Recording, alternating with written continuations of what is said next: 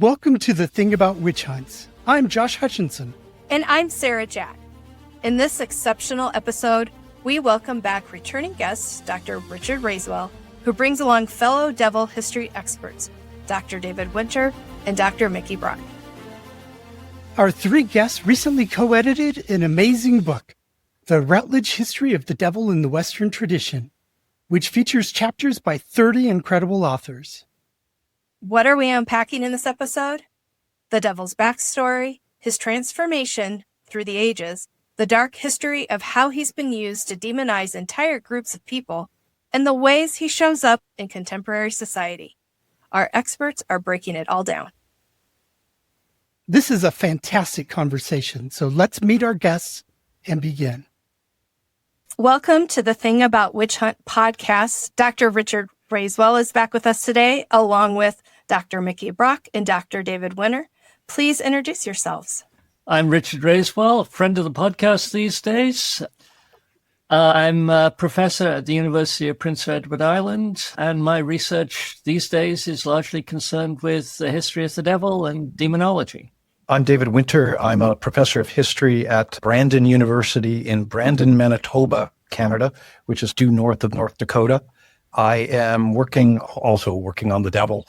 Right now, I somehow have ended up working up an article with a friend of mine in Iceland on a cunning man who performed exorcisms in the 16th and 17th century, early 17th century. And I'm Mikki Brock. I'm professor of history at Washington and Lee University in Virginia. I work mostly on things that go bump in the night in Scotland, but my new research has taken me into the direction of gender studies and infanticide. So what in the hell brings you all together today to talk to us? Back in the 80s, this medieval historian called Geoffrey Burton Russell wrote a series of 4 books on the history of the devil. And they really defined the field for until quite recently. However, quite a lot has happened in devil studies, driven in part by what's the enormous amount of scholarship on witchcraft. We decided that it was probably about time that we did a comprehensive collection of articles by experts in the various subfields in devil studies to look at where scholarship is about the devil now and to do a comprehensive analysis from the Old Testament up until, we ended up writing the intro the week after Donald Trump was shot in Pennsylvania. A lot's happened since then, but you've got to stop at some point. The publisher does actually want the book. We joke that we did try to get the page length to 666 pages, but we couldn't quite get there because of limits. I'll say one of the things about the book that we've just done is it is the resource that I think we all kind of wish we had in the years that we've spent teaching our own courses on the history of the devil. So we tried to put something together that was scholarly in dealing with the field as Richard laid out, but was also comprehensible for our students, right? And engaging for them. And frankly, just in terms of the timing, I just want to add that we felt that this is a moment where the devil really matters. We've seen a resurgence in demonic rhetoric, and we can talk about that over the course of the podcast. But we felt that it was really a sort of ripe moment in 2020 when we put the book together in terms of its prospectus to do this sort of project. And it actually, in some ways, seems even more urgent to us now. Yes, I don't think any of us got into the field of devil studies thinking it would be immediately relevant. Here we are. I just as a sidebar to that, I opened my doctoral thesis. This is absolutely true. When I defended it in 2012 with the quote that Rick Santorum had said sometime in, I think, the late 2008, 2010, something like that, about how the devil was the greatest enemy of America, right? And that seems like such a blast from the past to think about Rick Santorum and sort of that moment. And I think the role of the devil in our world has just accelerated tremendously, since then. One of the things that's always struck us, and it runs from the New Testament period until yesterday, is that the devil is a really useful, easy, lazy way to deal with difference.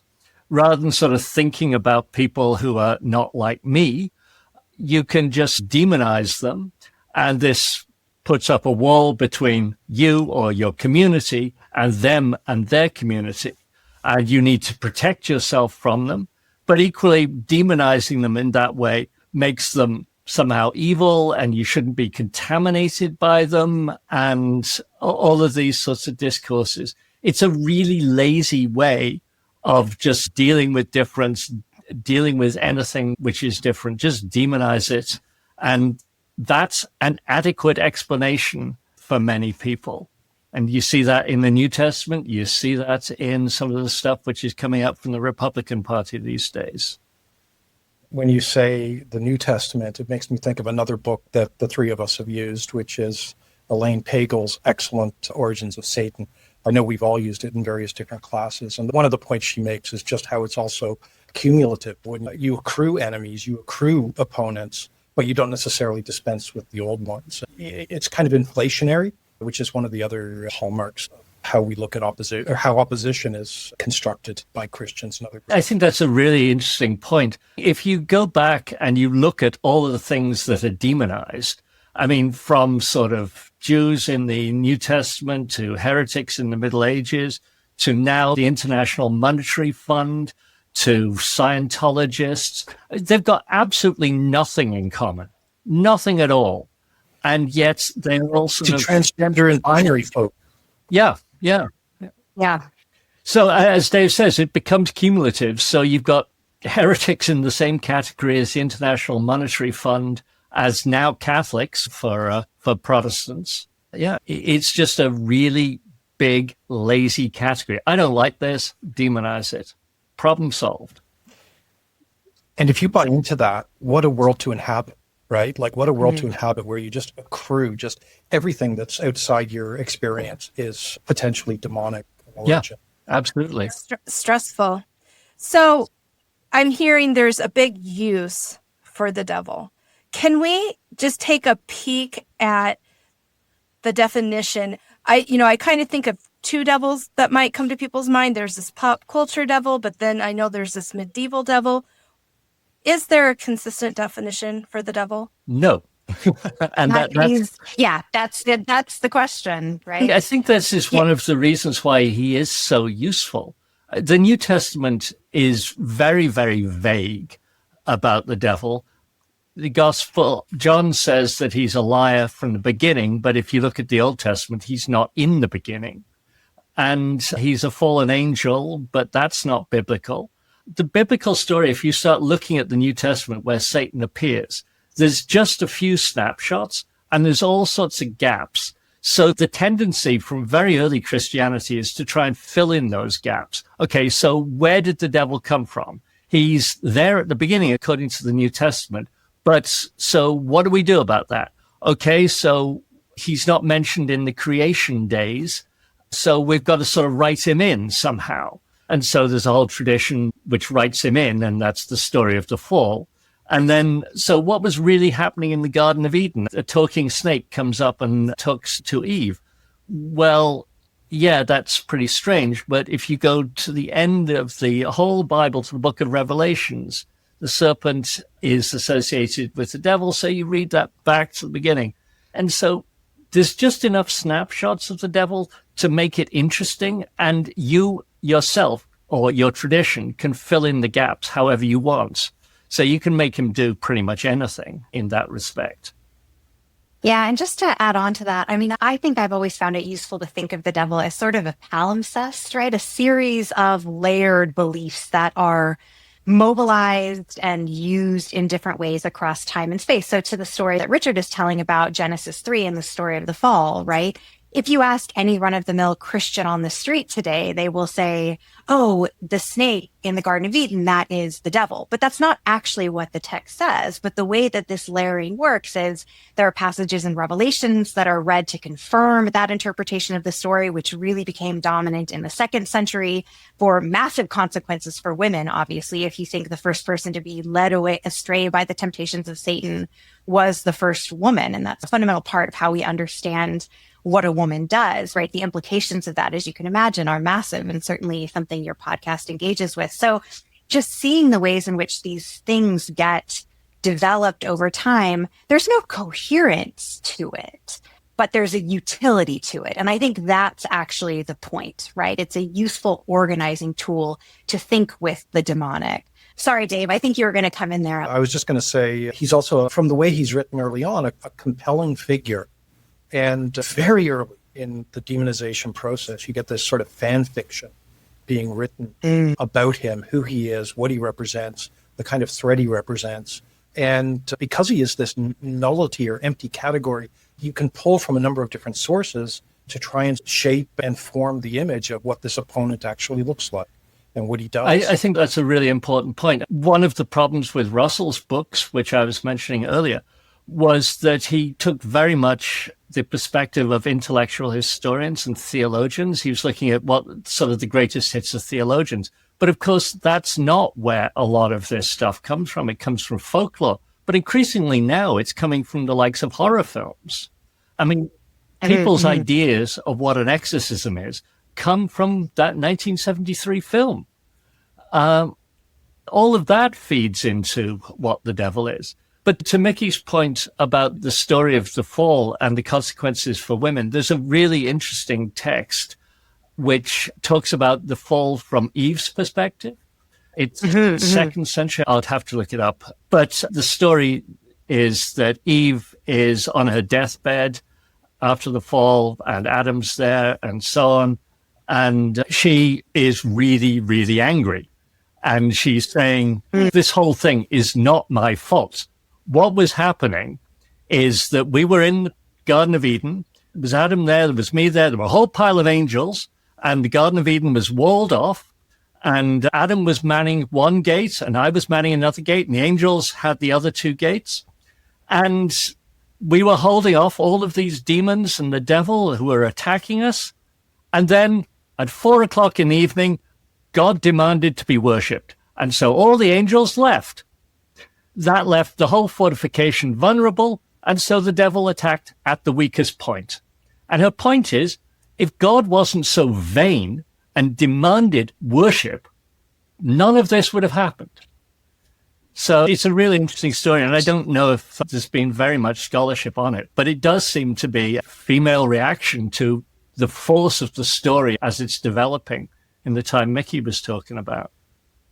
Yeah. And actually, your point about God, Richard, I think is one that we have to talk about, because when we're talking about the nature of the devil and what the devil does, in some ways, we're also talking about God and a fundamental problem that develops over the course of the composition of the various building blocks of Scripture, which is this idea that if by the time you're well into the New Testament, if God is supposed to be all knowing, all good, all powerful, well, then how the hell does evil exist in the world? Why are there famines? Why is there war? Why are there natural disasters? Why are there illnesses? Why are loved ones dying? All of these sorts of questions.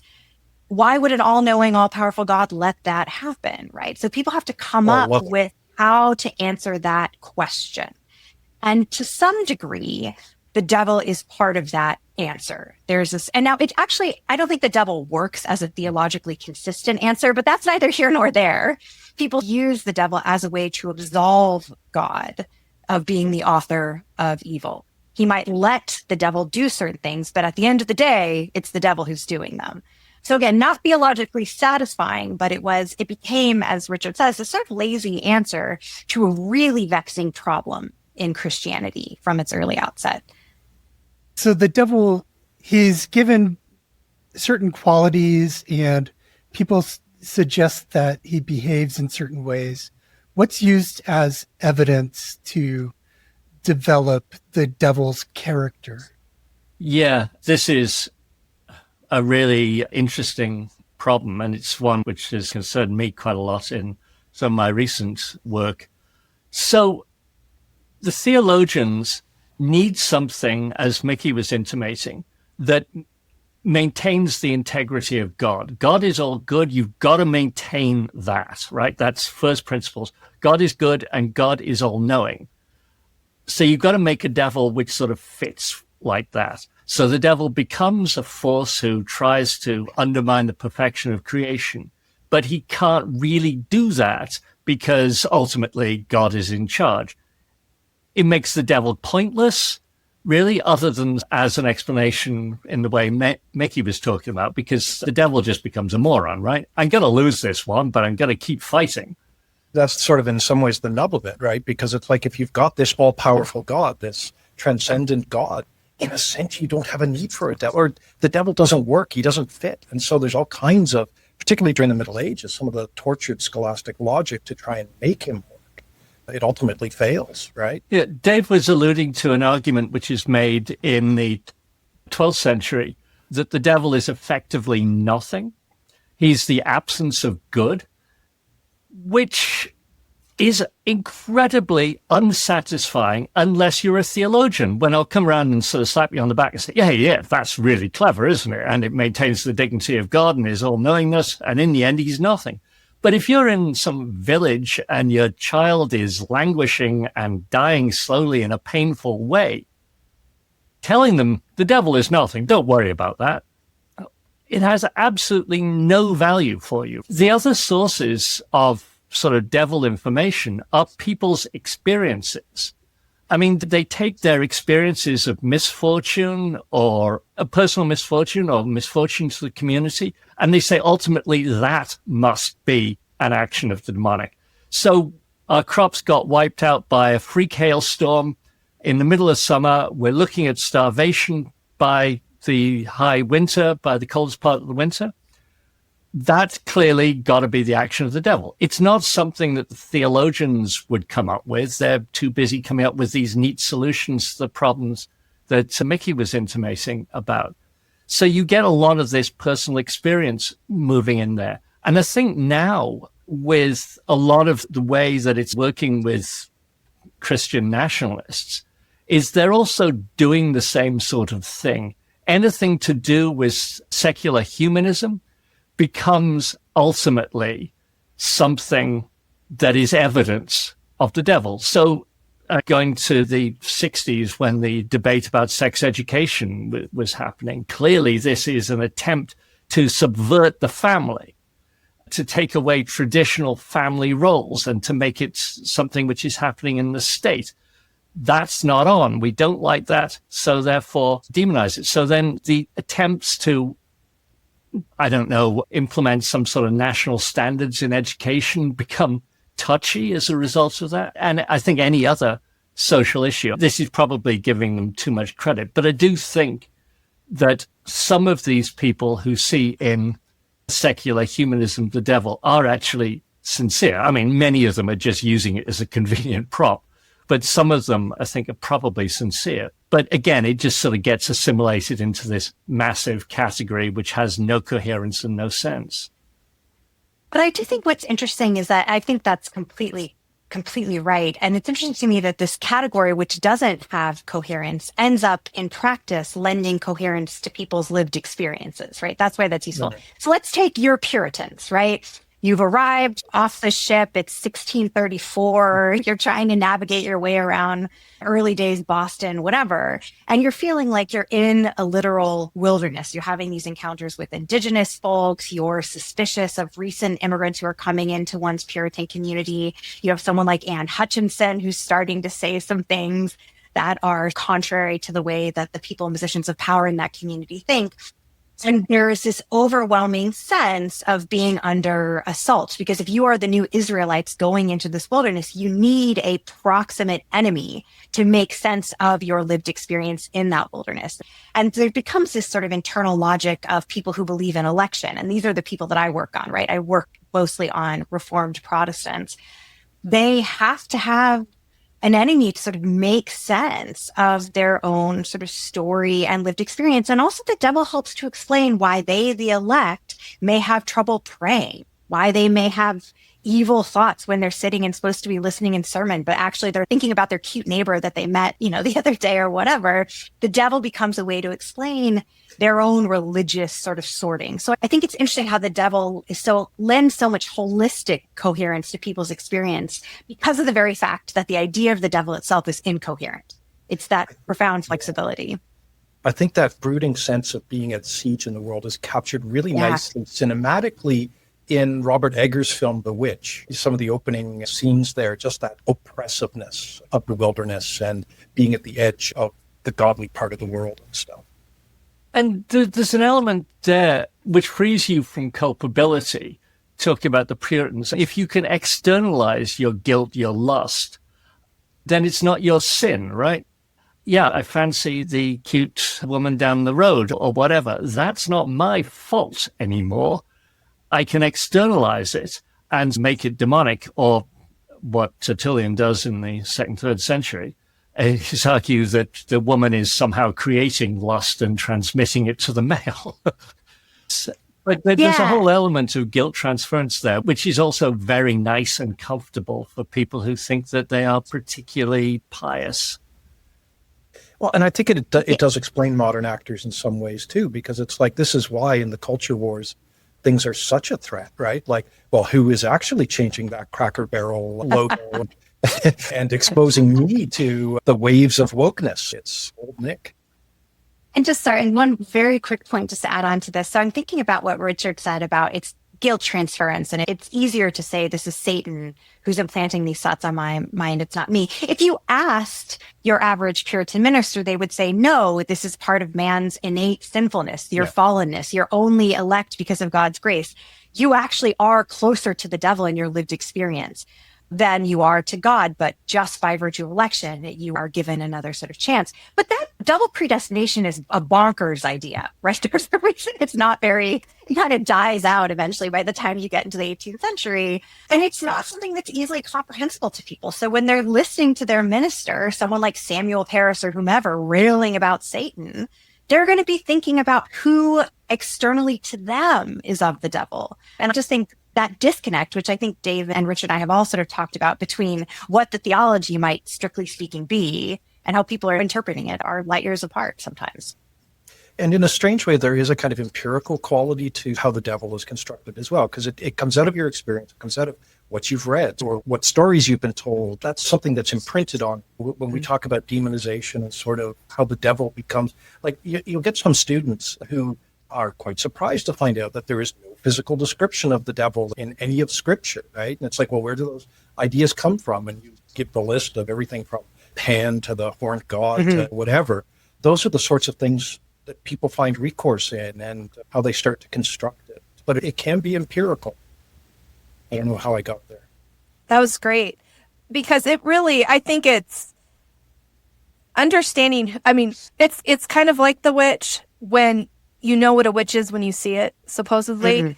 That's the devil too. And it's taken all these layers that you're discussing to get us to who he is. But he was established pretty early on. And I also find it fascinating how we personify people as the devil.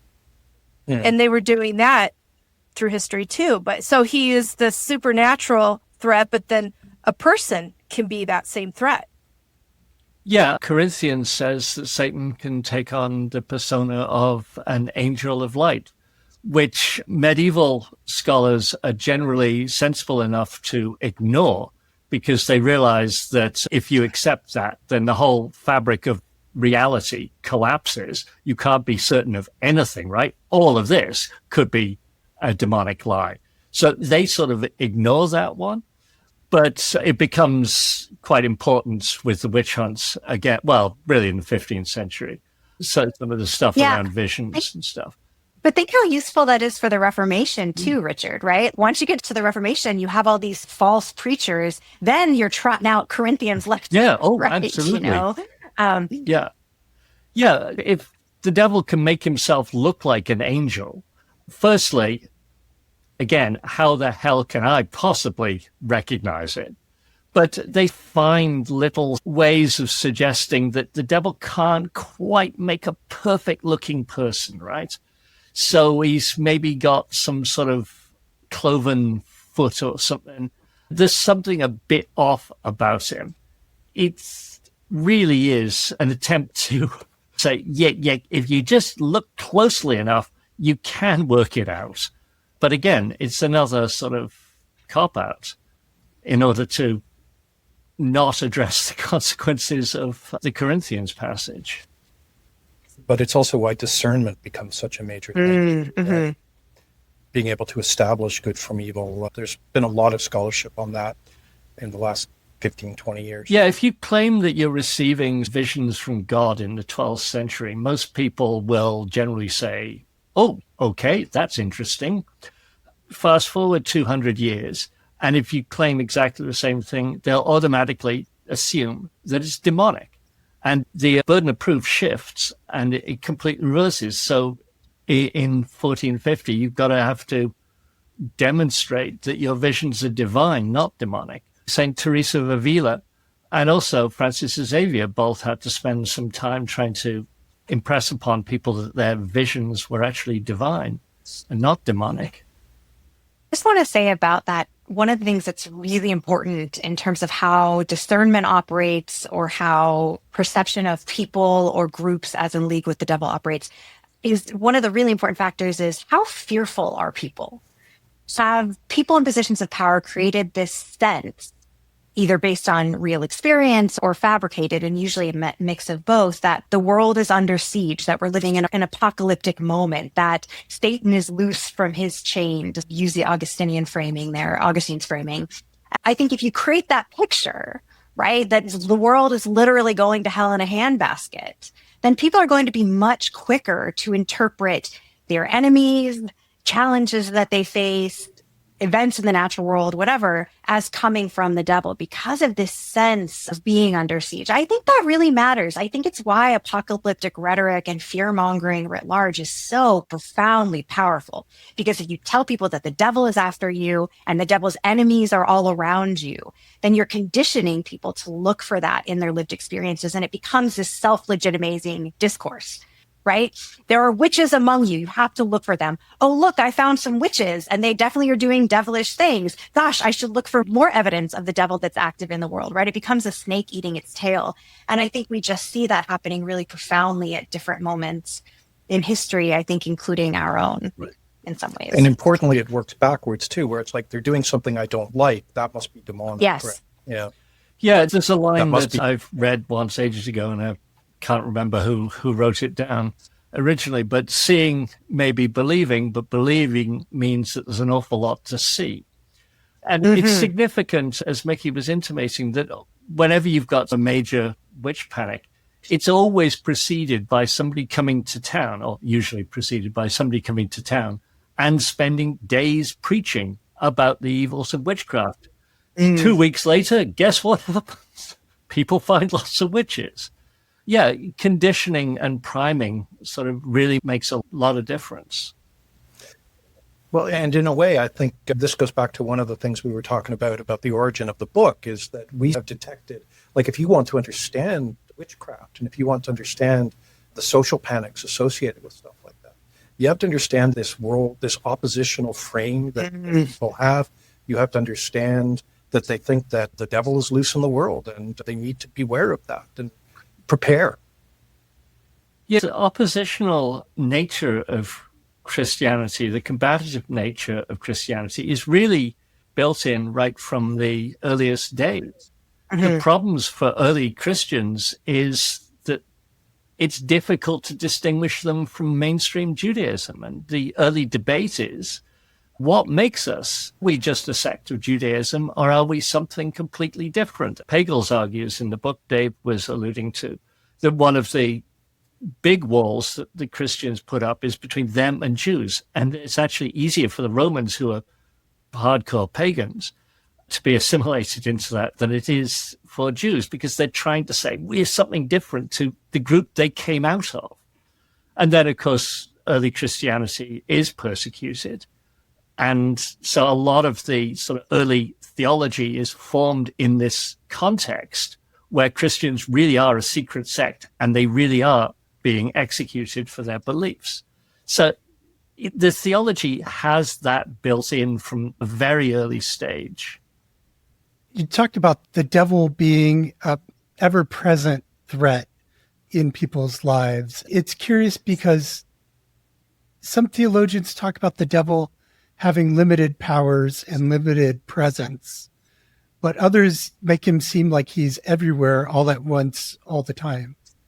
Like, what's the difference? Like, which is it? I think that goes back to what Mikki was saying. It depends on what version of God you want, right? And what you're trying to explain. If you've got a very, very powerful God, God is all powerful, then your devil must ultimately be underneath them, subservient to him. And so his power is limited. What power he has is granted by God on a pro tempore basis or an ad hoc basis.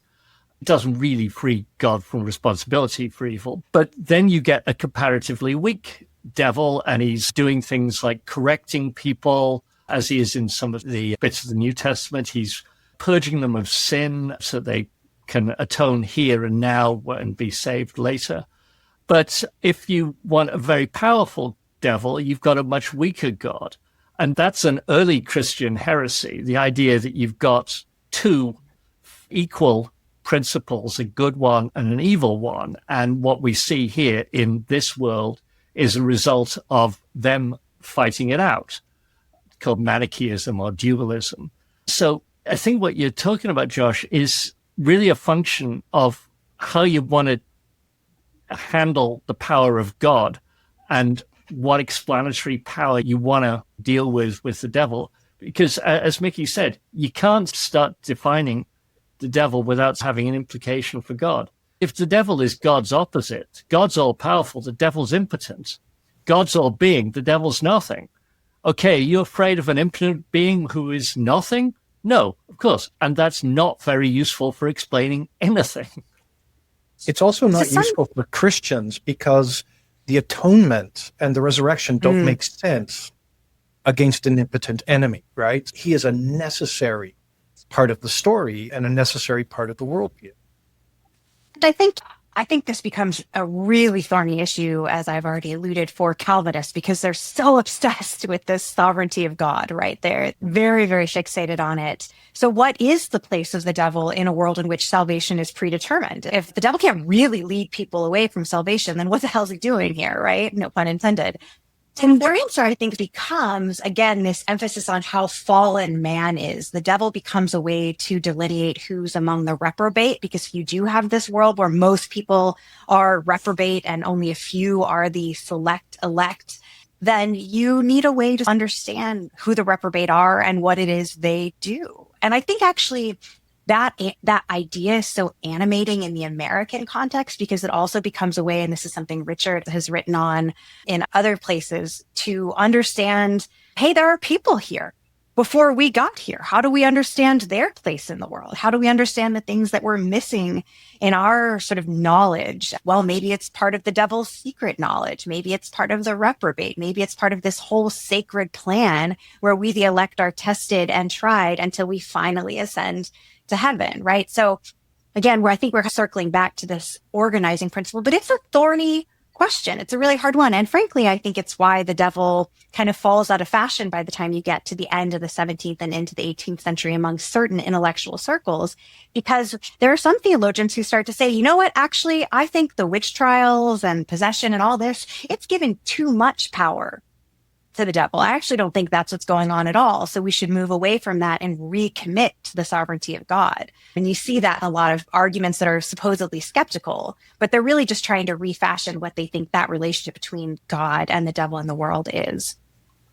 But I think this is also one of the reasons that the second half of our book is so important too, right? Because we don't buy this whole sort of notion of like the disenchantment of the world. Absolutely. That it has a valence, it has a relevance that continues. And in fact, in some ways, the great age of the devil might even be 19th and 20th century. I don't know. I mean, we could argue that.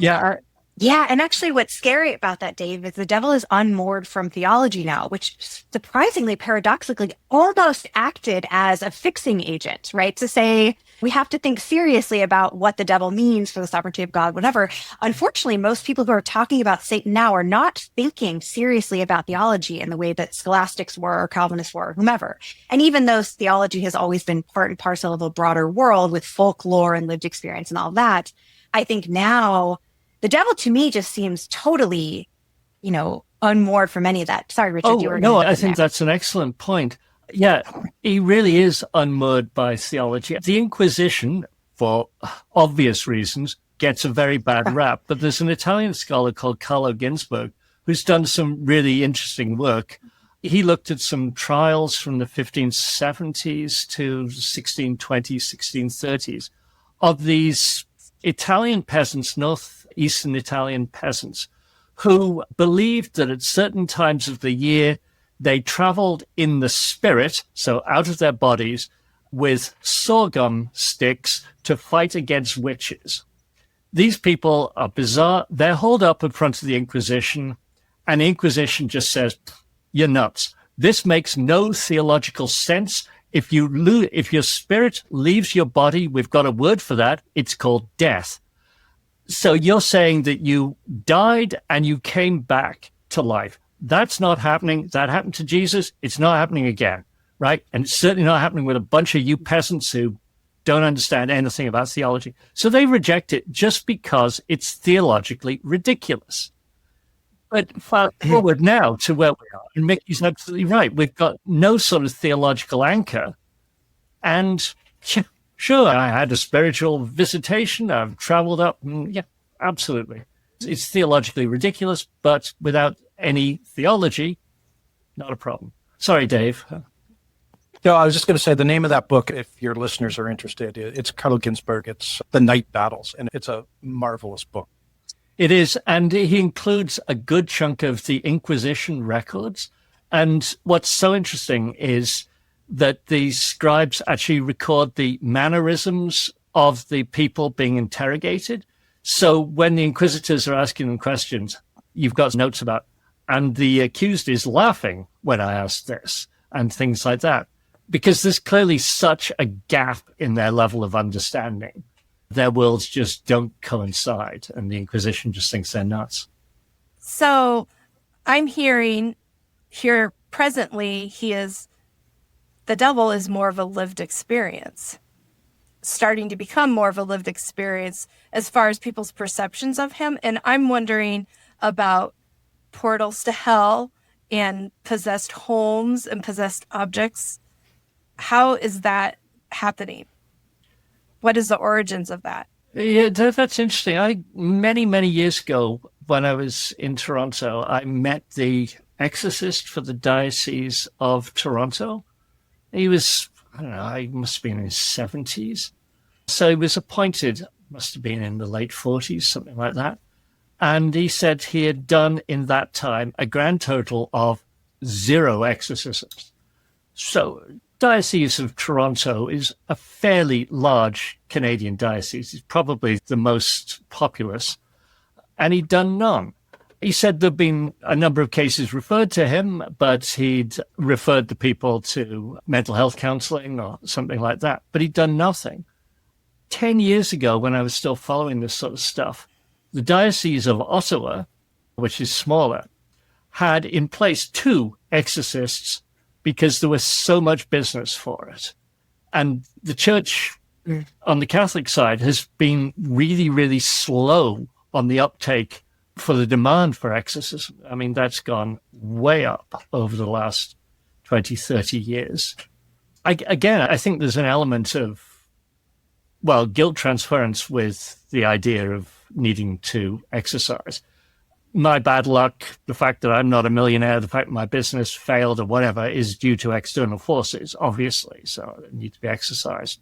Or my drinking is a result of some sort of force acting upon me or whatever. As to portals to hell, I don't know about that. Does anybody else have? A lot of that stuff, like portals to hell.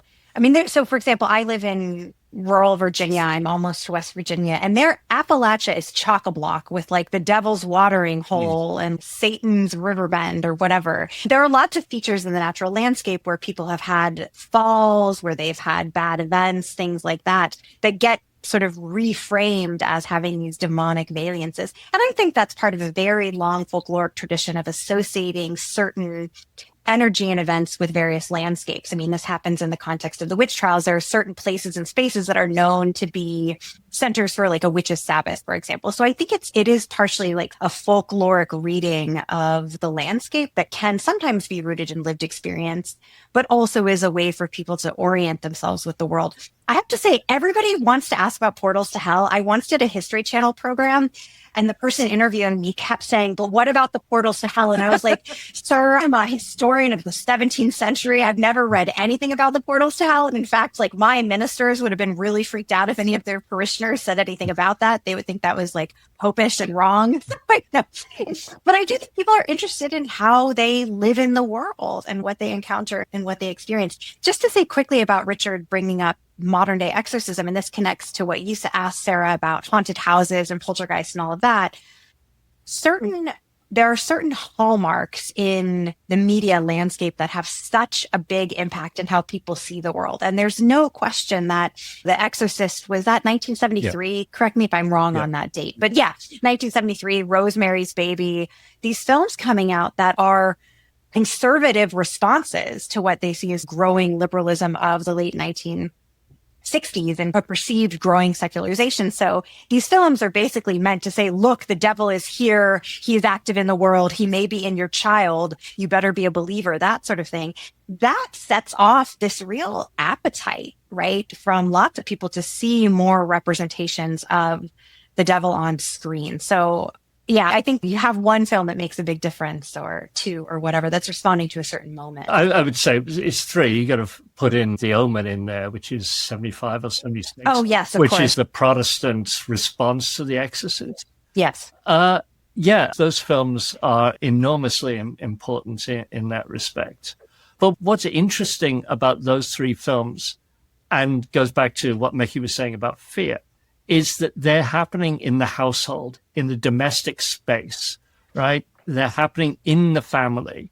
There's something wrong with the family in both Rosemary's Baby and in The Exorcist. The Exorcist, it's a woman who is, I can't remember if she's divorced or just separated, but the father is out of the scene and he won't even phone Regan on her birthday.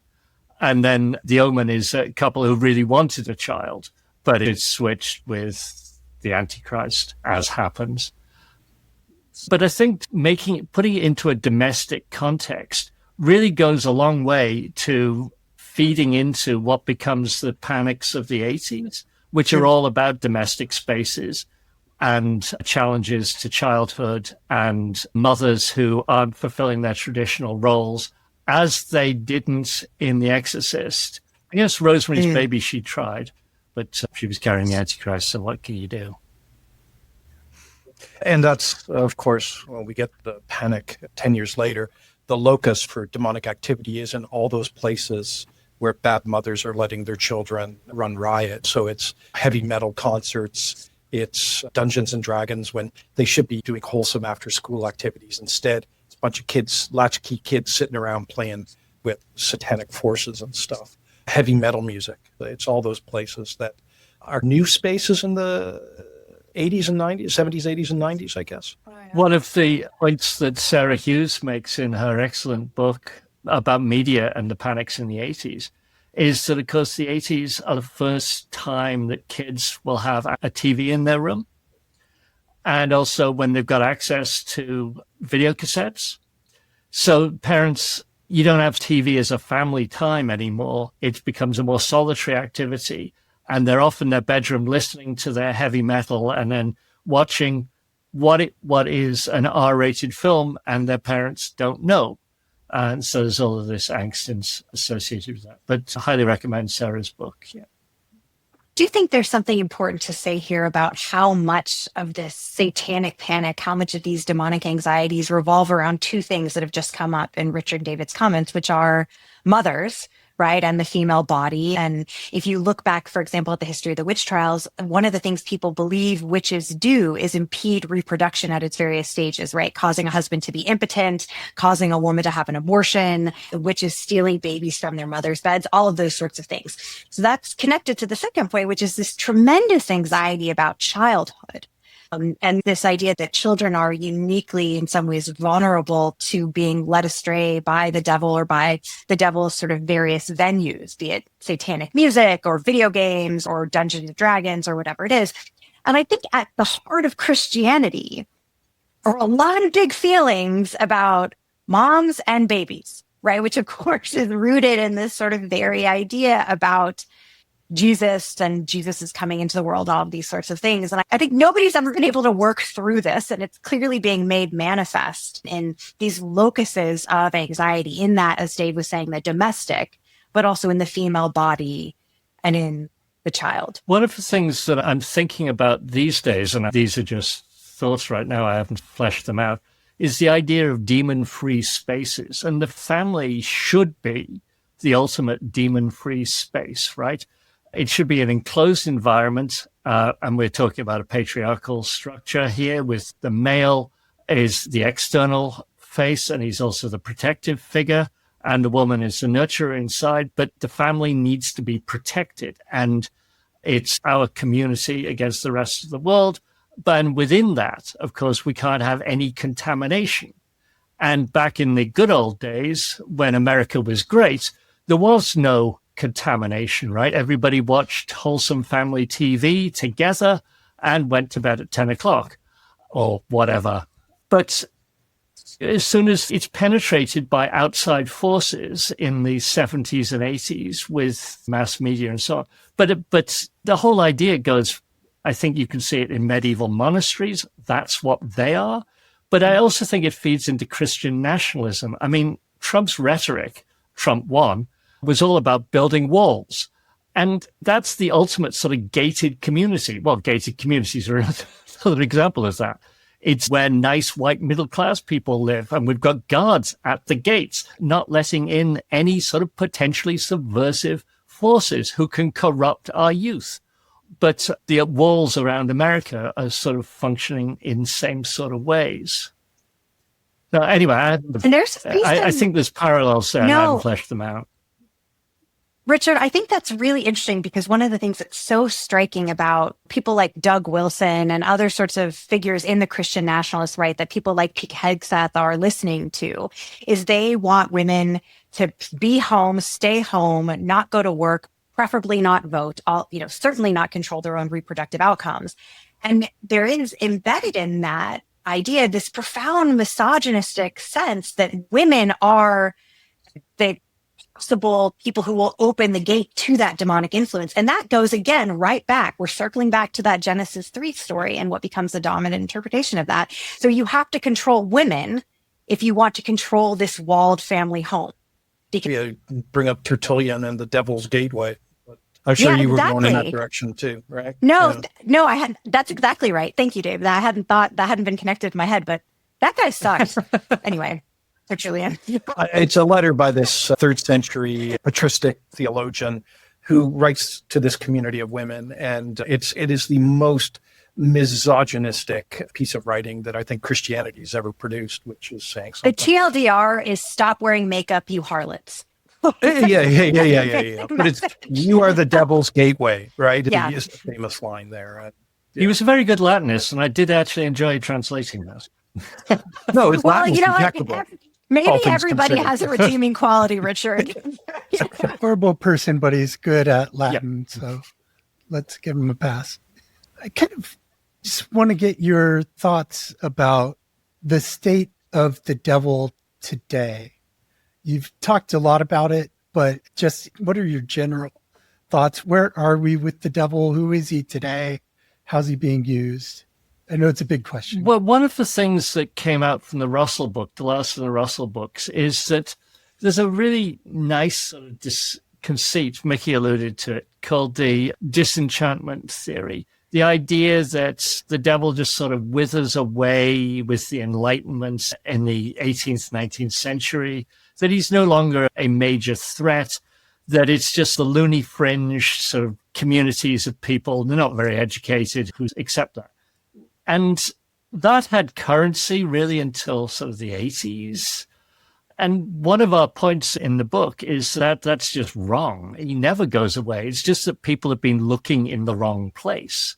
There are really lively traditions who keep the devil going all the way through this period. And in fact, it's those traditions that are so very important, like early Pentecostalism in the early 20th century, which is all about, it involves spirit possession, allowing the Holy Spirit in. But if your body becomes porous to the Holy Spirit, it's also porous to other spirits as well. And those traditions, I think, are so very important. And that's what we've sort of seen sort of revived from the 50s quietly at first with the likes of Billy Graham, but increasingly more vocal from the 80s. That would be my very superficial reading of things. I'd say, just to add to this, because it is a big question. It is the question that our book in some ways tackled. I mean, something does change, right? In the late 17th and 18th century, there's a greater permission structure for people to have questions about the identity, the efficacy, the existence of the devil, right? There becomes a broader range of opinions. And there are some people who do see the devil as symbol, as metaphor, as representative of this idea of hell as other people, these sorts of things. But I think what you have now, though, but as Richard is saying, the devil remains profoundly important in people's lived experiences, and then increasingly in literature and art and media on screen and other things. I think what we have now is a situation of really two tracks of thinking about the devil that have a major impact on the state of Satan today, if you will. And on the one hand, you have people who are continuing this nascent skeptical tradition, who maybe don't believe in the devil at all, right? Surveys show the devil has not fared as well as God, right, in terms of belief. Although, of course, actually, I think those surveys need to be redone because of the way they've asked those questions. If anybody out there wants to fund the three of us to do that research, we're quite keen to do it. But anyway, there are people who don't believe in the devil or who've taken a completely different view of the devil, like the Satanic Temple, that said, actually, no, let's believe this story that Richard was alluding to earlier of Eve saying, hey, wait, this was blamed on me. This was kind of God's fault. The devil might be a symbol of something else, of liberation, whatever it might be. So there's modern day Satanists who are not theists. They don't believe in a literal devil, but they see the devil as a symbol of rebellion and of freedom on the one hand. So the skepticism and the Satanists on the one track. And then on the other, these Christian nationalists and the rise of the far right who are, I think, co-opting some of these new religious traditions that Richard is alluding to with Pentecostalism and whatever, to say the devil is alive and well and active, and here he is at play in all of my political enemies. And I think what has that group is in the minority, probably, but they have unprecedented levels of purchase at the highest levels of our government today, I think, right? Yeah, I've never heard so much demonic rhetoric in political discourse. I don't know if that two-track thing makes sense, but I think as we've become more polarized, our thinking about the devil has also become more polarized, which in and of itself is more fodder for those who want to say the devil is active in the world. I think those are excellent points. There's a really dated but classic English history book called 1066 and all that. And the phrase which runs through the whole thing is top nation. And the story is how Britain became top nation with the empire. Anyway, I think there's a moment between about 1945 and say 1952 in America where after World War II, it was undeniable that America was top nation. They had the atomic bomb that won the war in Asia. And then in 48, Russia gets the bomb. And then China becomes communist. And you're starting to do things like then McCarthy shows up and you start writing on the currency and God we trust and the Pledge of Allegiance and all of these sorts of things. And I think that's a growing awareness that something has happened. It was going all right. We were top nation and it was clear that God was on our side. But hang on, we're facing godless communists in China and in Russia, and they've got atomic bombs. And I think we've fallen back on that sort of defensiveness again, which is so convenient in Christian rhetoric. Well, I also think, Richard, I think of a couple of books. I think of books like The Formation of a Persecuting Society, The Shadow Gospel. There are still habits of mind that this worldview has led to that sometimes are even subterranean. Like we don't even know that we're organizing the world that way, but maybe it's not explicitly theologically Christian, but it's just this sort of way of organizing the world in these oppositional terms that looks very much like a kind of Christian eschatological view, or one that detects malign influences everywhere. That's the way the world has to work, you know? Mm. Yeah, we have to put in a big plug for that. Second book that Dave mentioned, The Shadow Gospel, which is Whitney Phillips and Mark Brockway. It's a fabulous book. It's by a communications professor and a sociologist, I believe. But their fundamental argument is that when we look at the state of particularly modern American politics and this rise of demonic rhetoric and the explicit demonization of trans folks, which is it really replicates aspects of a satanic panic in a whole host of ways, that demonizes immigrants, that demonizes any liberal who might disagree with the current administration, and lumps them all into one category, even though, of course, a trans person and an immigrant and a Democratic senator have probably very little in common on the surface, but demonology is the glue that can hold them together. And the book makes the argument that it's not just Christian nationalism that explains this mode of thinking. What it is really a modern demonology that people are using to think about all of their enemies in a very specific way and to construct themselves as the defenders of America as top nation, back to Richard's point. So I think it's a book that's influenced, I think, how all three of us think about the current moment. So is demonic rhetoric the ultimate pact with the devil? What I'm trying to say is witch trials and lots of stories, there's accusations against those who may have had to deal with the devil or have a pact with the devil, but this demonizing large groups of our society, it's almost like we have a pact with the devil against the devil. It's so evil. And so it just seems like that's where the devil pact is. Yeah, I think that the pact's a really important point, because the flip side of it is it builds coherence and group solidarity against those people who are in league with the devil, right? We can demonize them, and they are all together, the Democrats and the trans folk and the people who want sex education in schools and whatever else. But it also means that we are a nice, coherent, homogeneous block, and we're bound together by this. And also it means that we're watching over the morality of anybody within our group, right? Said you were actually in favor of sex education in school. Okay, you're not one of us. And the tiniest little transgression means that you're moved to the other category, right? I mean, one of the terms that we used in our introduction to the Routledge book was microaggressions. We've appropriated it from other contexts. But Satan is often seen, I think, in a lot of discourse now as operating through tiny, tiny little microaggressions. It's the slippery slope argument. If we allow sex education to be taught in schools, then what next? If we allow, I don't know, whatever. Someone to take a knee at an NFL game. Exactly. What next? They're clearly not one of us. And if you're not absolutely one of us, you're against us. So we'll just demonize that as well. Yeah, I mean, the devil is such a powerful tool of negative self-definition, right? To define who you are by what you are not. But Sarah, I think you're asking a really important question, which is basically in observing that people on the far right and that certain groups are using the idea of the devil to demonize and dehumanize enemies. Are they really the ones doing the devil's work to some degree? You're basically asking, how should we talk about and think about evil and what evil looks like today? And I've thought about this a lot because if you would have asked me 10 years ago, is evil a useful category of analysis? Historians love that question. Is this a useful category of analysis? Whatever. I would have said, no, it's problematic. It's reductionist. It doesn't really tell us anything. It's replicating. It's flawed thinking. But actually, I think what's hard is when we see people talking so much about evil, so much about the demonic in ways that are clearly being used to demonize, to ostracize, whatever. It doesn't give us much purchase to use evil as a way to talk about social evils, right?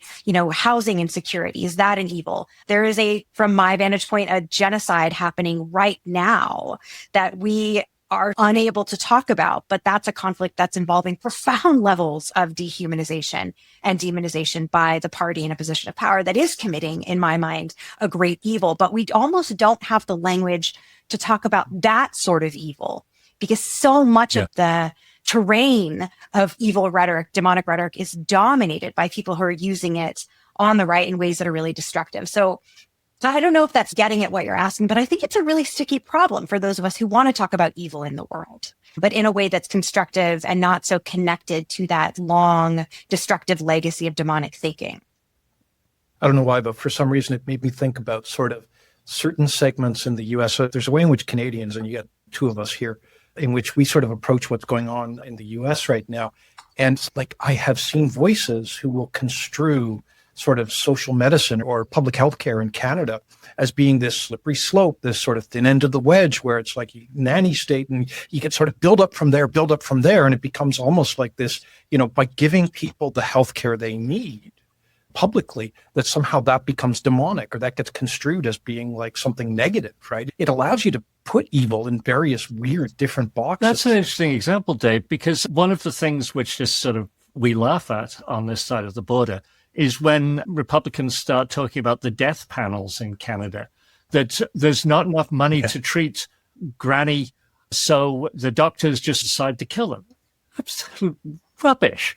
But if the starting point is demonic, then it's inevitable. That's just a logical consequence of this. If universal healthcare is just another microaggression targeting the family and not letting the family make its own choices, then you just pull out whatever other features of demonic rhetoric you want. And yeah, absolutely. Of course, they have death panels in Canada. And of course, they're giving everybody operations to change gender as well. Yeah, absolutely. It's all happening here.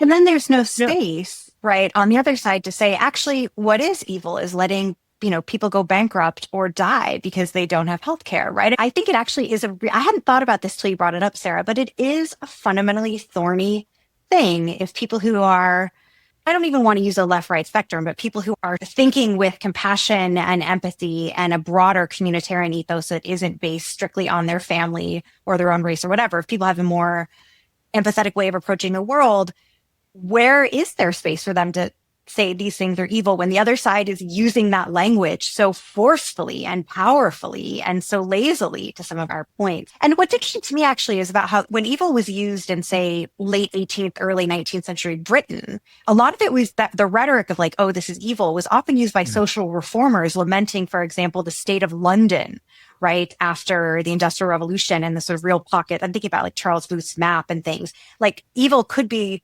used by social reformers saying, hey, the real problem with someone like Jack the Ripper is not that he's inherently evil, but that he is preying on people in the slums. That's evil. And of course, I think that's a useful way to think about something being evil, but that's not typically how historically within Christianity, evil has been mobilized. It hasn't been used to talk about social ills. It's been used to talk about either demonic groups of people or this myth of like the pure evil figure like Hitler, which of course absolves everybody else of their involvement in evil projects. So it's always been a thorny thing. Yeah, I think the Hitler example is an interesting one as well, because if you do label him as evil, everybody else gets a pass, right? You were just sort of seduced by evil. Russell in his book makes a distinction. I don't know if it's useful at getting at what you're talking about, Mikki, which I think is very important. He makes a distinction between radical evil on one hand, which he sort of thinks of is ultimately demonic, and sort of moral or social evils, which are more the sorts of things that you're talking about. And I think that would be a useful way of framing things. But as you argue, the rhetoric of evil has been totally co-opted by people who was thinking in terms of radical evil. And what are trivial things are labeled as radical evil. And that shuts down debate. Yeah, that's where I was going with that, because what you can do then is just put it into this sort of religious freedom register and just say, you're trampling on my rights by engaging in this debate, in this political discussion. We know it's evil. We know it's the devil. I mean, I guess the takeaway for me, and we've already circled around this quite a bit, but it's in some ways, it's the message that I will give to my students this semester, which is whatever you believe about the devil, right? Whatever you believe about God and Christianity and the world, be mindful of people who use fear and who use the specter of the devil to demonize others, because the flip side of demonization is dehumanization. These are two sides of the same coin. And I think history is chock-a-block with dangerous examples of what happens when people in positions of power are willing to use fear and conspiratorial thinking and ideas about the devil to wreak havoc in a whole host of ways. So to just pay attention and know it, it's, as we sort of say, you know it when you see it. To circle back to my first point, which is similar, it's lazy. It's fundamentally lazy and it has abhorrent consequences. So think, as Mikki was implying, think about what's happening. It's just too easy, particularly in this world of a 5-second soundbite. It's powerful rhetoric and it's incredibly lazy. And it just elides difference and anything which is vaguely interesting, frankly. That was so great. Thanks for coming together to speak with us, Dr. Raiswell, Dr. Winter, and Dr. Brock. And if you out there are like me, you want more devil. And you can go to our back catalog for our previous great devil episodes, many of them featuring Dr. Richard Raiswell. Happy October. Join us later this month for a special live Halloween Traditions Origins live online event, October 26th. The link to attend will be at endwitchhunts.org/events. Have a great today and a beautiful tomorrow.